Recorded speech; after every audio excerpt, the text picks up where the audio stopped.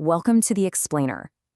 Today we're taking on a massive project. We are building a highly profitable flagship store completely from the ground up. But actually, scratch that.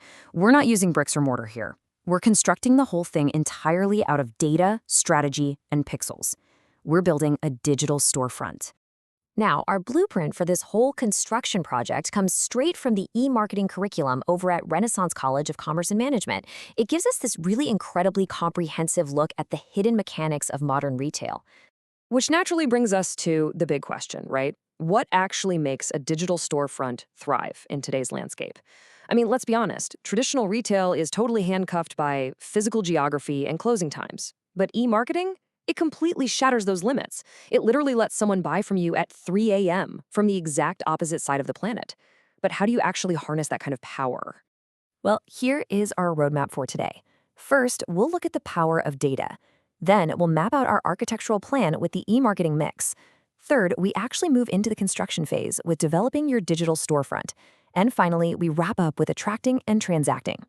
All right, let's jump straight into part one, the power of data, building on an invisible foundation. You see, information-based marketing is literally where everything starts. The internet gives marketers this just absolutely massive amount of data. We're talking browsing history, search queries, purchase patterns, the whole shebang. Customer info is, quite frankly, the new premium real estate. Instead of just shouting into a huge crowd and hoping someone hears you, you know exactly who you're talking to. It's like a shoe brand knowing your exact shoe size and your personal style before you've even clicked on their website. Crazy, right? And the real-world advantages of this are just huge. First off, you get personalization, making the customer experience feel completely bespoke. Second is efficiency. You completely solve that old wasted effort problem you get with traditional billboards, because you're only targeting the people who actually want your product. And third, you get these continuous data insights to constantly refine and tweak your strategy over time. Okay, moving right along to section 2, the e-marketing mix, your architectural blueprint. Now, if you've ever studied traditional marketing, you are definitely familiar with the classic 4 Ps: product, price, place, and promotion. But the internet totally changed the game. To actually survive in the digital world, that old school model had to evolve into 6 key factors. So let's walk through them. Factor number 1 is cost. And the real game changer here is dynamic pricing. Because your store is digital, you can literally adjust prices in real time based on demand. Think about how ride-sharing apps use surge pricing, right? You could also use penetration pricing, dropping prices super low at first just to grab market share. Or you could just stick to traditional cost-plus pricing. Factor 2 is connectivity. This is all about building a direct, two-way digital bridge straight to your consumers.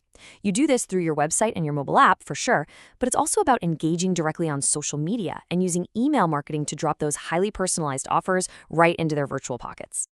Next up, factor 3 is convenience.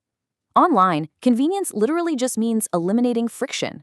I mean, let's face it, if a customer has to click too many times, they're gone. They just leave. So you solve this with super user-friendly mobile design and multiple payment methods, so they can check out in a matter of seconds. Factor 4 shifts our focus entirely over to the customer. E-marketing is all about prioritizing continuous engagement over just one-off single transactions. All that data you collected, it fuels personalization. So you're using their past browsing behavior to tailor their future recommendations. And you combine that with instant online customer support and loyalty programs just to keep them coming back for more. Factor 5 is the interface. Think of this as the digital equivalent of walking into a really clean, well-lit physical store. Your user interface needs to have an intuitive, minimalist design so you don't overwhelm the user. And this is absolutely crucial: fast loading times. If your site is slow, your customer is simply going to walk right out the digital door, no question. And the final piece of the mix, factor 6, is speed of delivery. This is what blurs the line between digital convenience and physical gratification. Fast shipping options, real-time tracking systems, and click and collect completely close the gap between the exact moment a customer clicks buy and the moment they actually get to hold the product in their hands. Okay, on to section 3, developing your digital storefront. From theory to construction. Let's quickly define what it is we are actually building here: web retailing, which is essentially the global sale of goods and services over the internet. The strategic advantage of this is just immense. You get this 24/7 global reach, and by slashing the crazy overhead costs of a physical brick-and-mortar building, you are drastically increasing your overall profit margins. So how do we actually build it?